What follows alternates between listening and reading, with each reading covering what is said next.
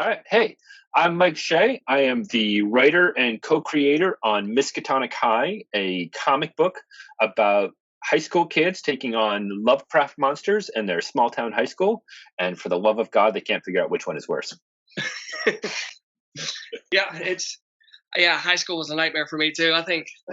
Yeah. So yeah, that's what we were looking at. We were looking at, cosmic terror, night sweats, things like that, and then monsters with tentacles. And we're like, yeah, those go together perfectly.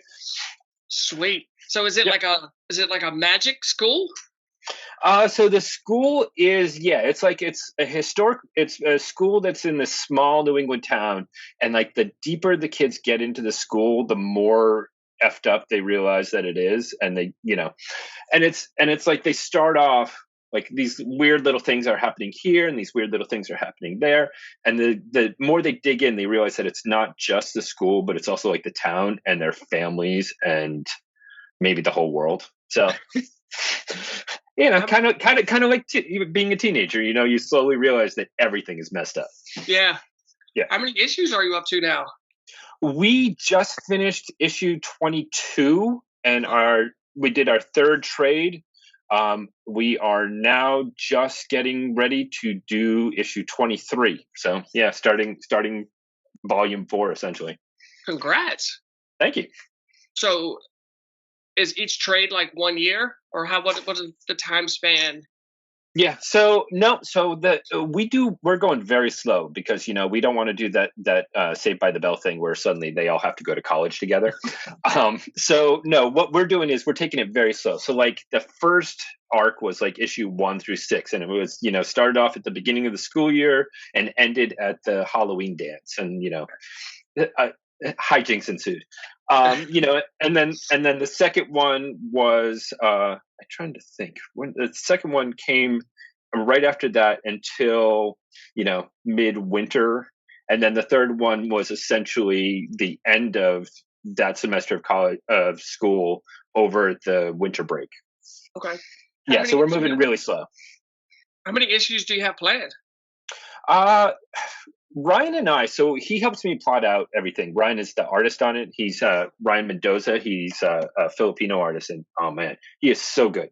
So when we were kind of coming up with this thing together, I really didn't want to be the one who was like, I'm hiring an artist, and I'm going to tell you what to do, and you're going to do it.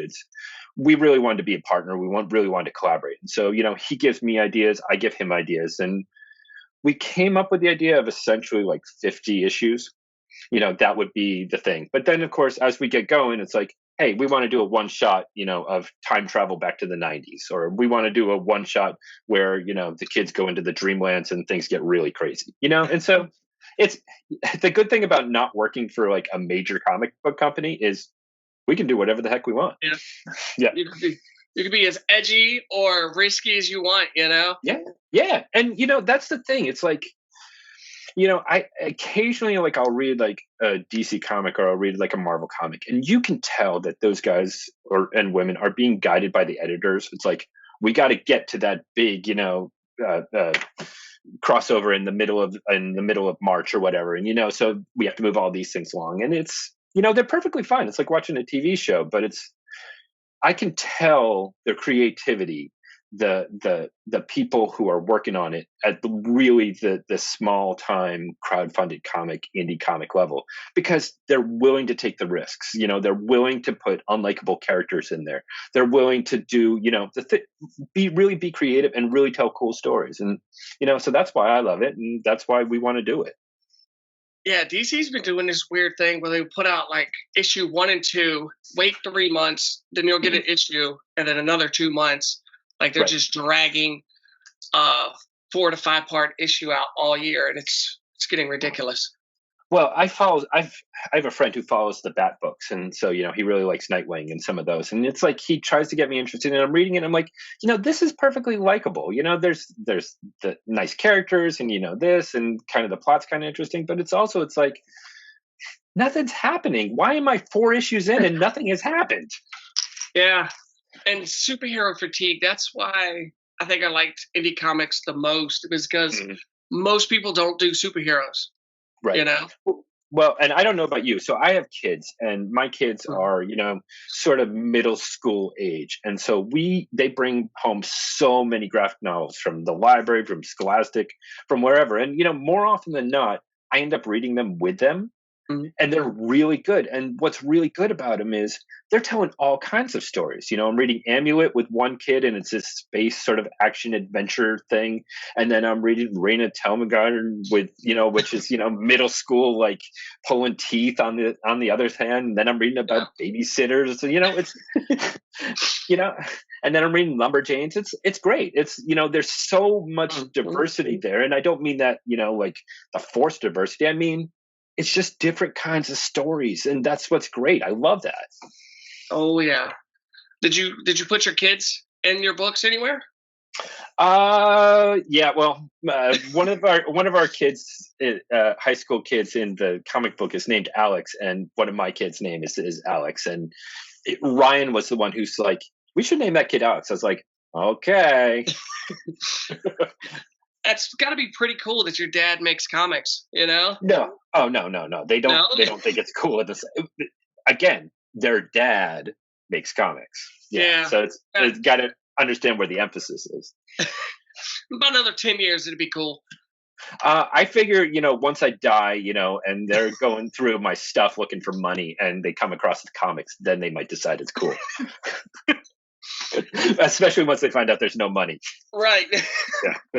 So where can people pick your books up? So we are on Kickstarter. So we crowdfund very quickly. We're doing essentially an issue every other month. Wow. That's how we've done 22 issues since about 2017, 2018. And it's because we're constantly doing them. So you can find us on Kickstarter almost always. If not, you can go to miskatoniccomic.com, and we have a link to our store there, and you can always find us there. But yeah, and then we're on all the socials. So What's your name on the socials?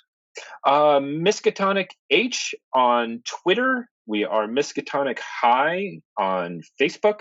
Instagram, I believe we are also Miskatonic High. You don't do TikTok? I don't do TikTok because I am an old person. Plus, I never know how long TikTok's going to last. And, the thing is, like, I would love to do video. It's just, I'm impressed with you guys because I don't know how you have the time to make the video. Because, like, I would tinker with it, and, like, I would come up with a 5-minute masterpiece every 10 years. Yeah. Videos are a whole nother animal themselves, Yeah. It's probably like making comics. It's probably, Well, it's the nice thing. So, like, I was talking about this with somebody, and it's like, talking about how if you wanted to make a movie, like even like a cheap indie movie that's not very long. I mean, we're still talking lots of money. You got to get all these people together to act in it. You got to get people to light it. You got to get, whatever it is. It's a production, and I am impressed with the people who can do that. What's really awesome about making comics is it's kind of like making a movie, but it's a lot easier. It's just the two of us. It's me and Ryan making a comic. I do the writing, he draws it and colors it, comes back to me. I do the lettering. I then send it off to the printer. It comes back. We do the Kickstarter on it, and then I'm doing the fulfillment, sending it out. And it's just two people making this thing, and it's not that expensive. I mean, it's still expensive, but it's not $50,000 to do a movie. So right. yeah. So yeah. So do you do the cons over here and he does the cons over there? I'm not sure if he does cons over there, but I know that he knows the scene over there. So I do some, but I tend to stay local.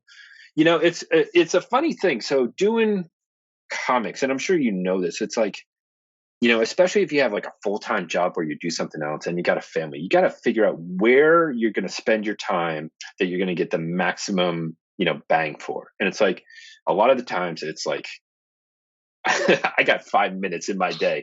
Let me figure out exactly what I can do. And so, you pick and choose the cons that you can do, that the wife is going to be okay with you disappearing for an entire weekend.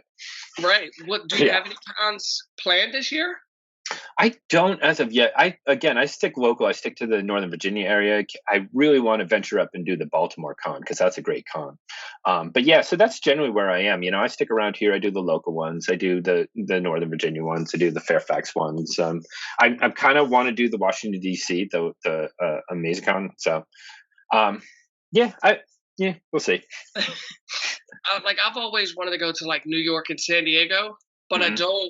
I don't want to rush into it because then I don't want it to screw up the little small ones Yeah.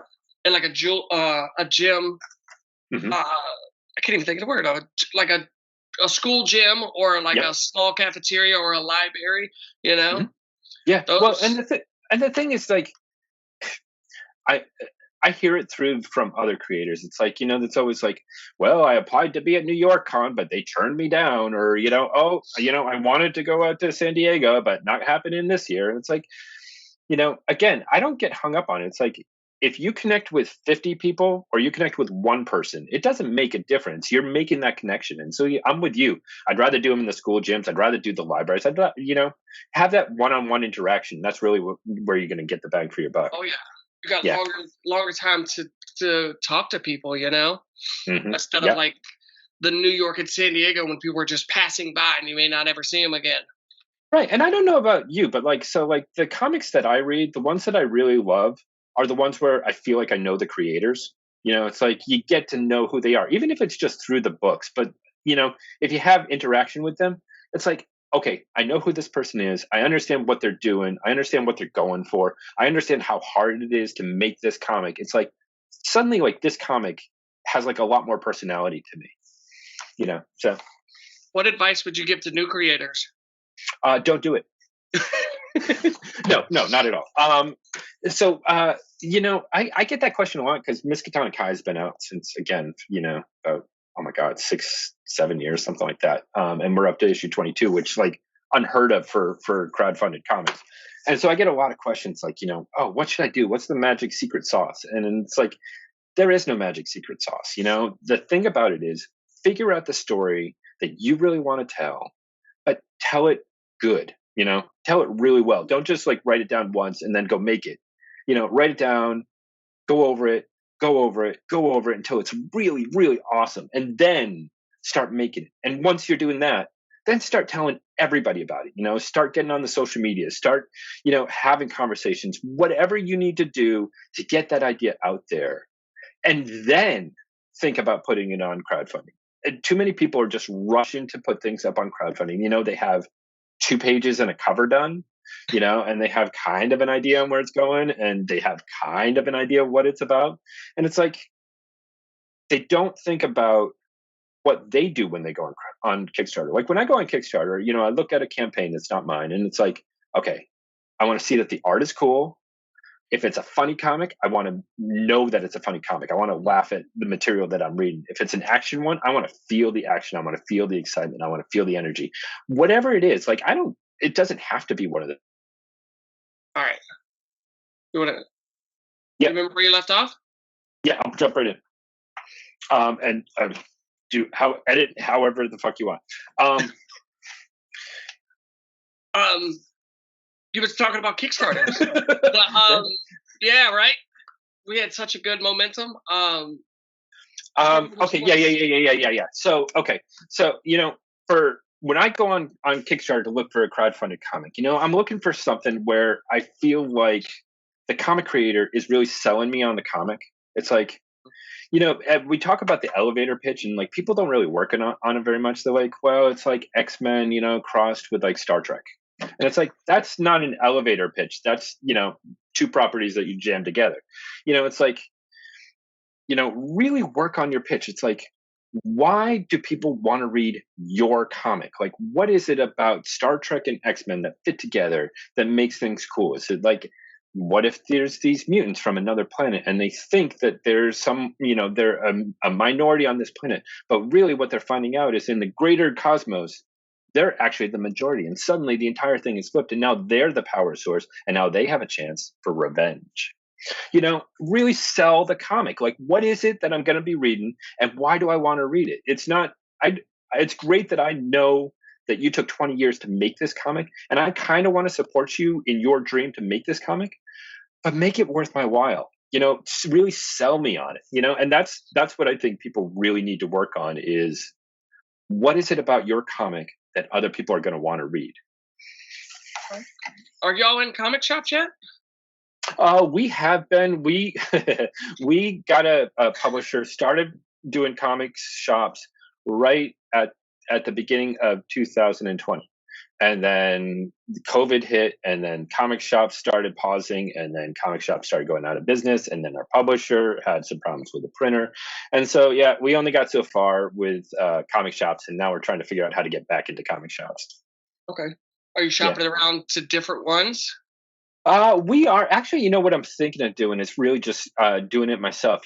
It's getting easier and easier to become your own publisher. It really is. If you look around, it's not just video and YouTube and people becoming their own, studio or whatever. It's, the same with comics. People are becoming their own publishers. Look at books. People are becoming their own publisher for a long time now. That's really what the future of this thing is. Why pay a middleman when you can do it yourself? And a lot less overhead too. Mm-hmm.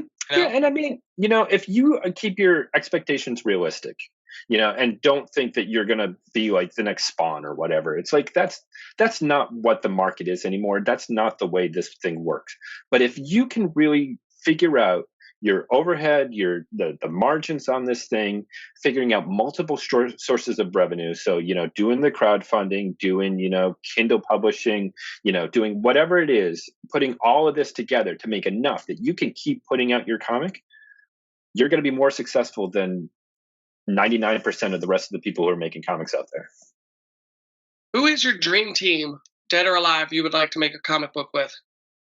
Oh, geez. Wow. That's a good one. If my dream team for making a comic, I'm an 80s kid. So like, I like all the old 80s artists, it's like, give me Art Adams, give me Jim Lee, give me, oh man, there's so many.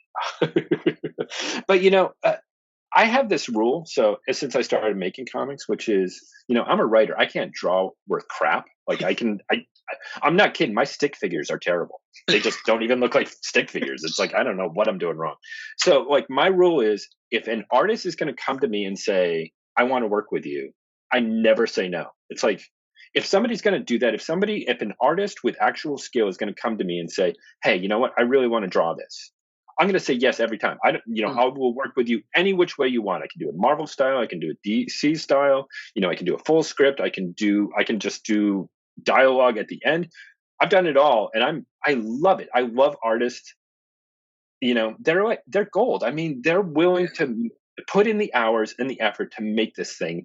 If they're going to do it, I'm going to do whatever I can to give them as good a story, as good a script, as good dialogue, as whatever I can. Because, the fact that they came to me, that's such an honor. It's like, that's so awesome. Oh, yeah. Is there anything you want to say before we go? No, I just want to thank you so much for letting me be on. This is truly awesome. I'm not kidding. So like, I've been around, somehow I became the old man of crowdfunded comics because I've been around for like 5 years. But people like you, people who take the time to really help promote indie comics, this is such a thankless job. And I know you don't get a whole ton of thanks for it. And I know that, it's the level that we're at. It's not there. And, it's a really hard thing. And so, making comics is such a lonely thing. It's like you're sitting here writing on a thing and then you send it to the artist and the artist sends you stuff back. And unless you're going to a con, you don't really interact with people. So it's like, when you get these opportunities to talk to people about a comic, like this is so awesome. I just want to say thank you for doing this. This is awesome. Yeah, well, thank you. Thank you for taking the time to come talk with me. Yeah, absolutely, anytime. What? You mean you haven't subscribed to Comicchatauthority? Oh, come on, subscribe already. What are you waiting for? It's no big deal. Like, man, don't forget to tell him to hit that like button. Yeah, that too. Just subscribe.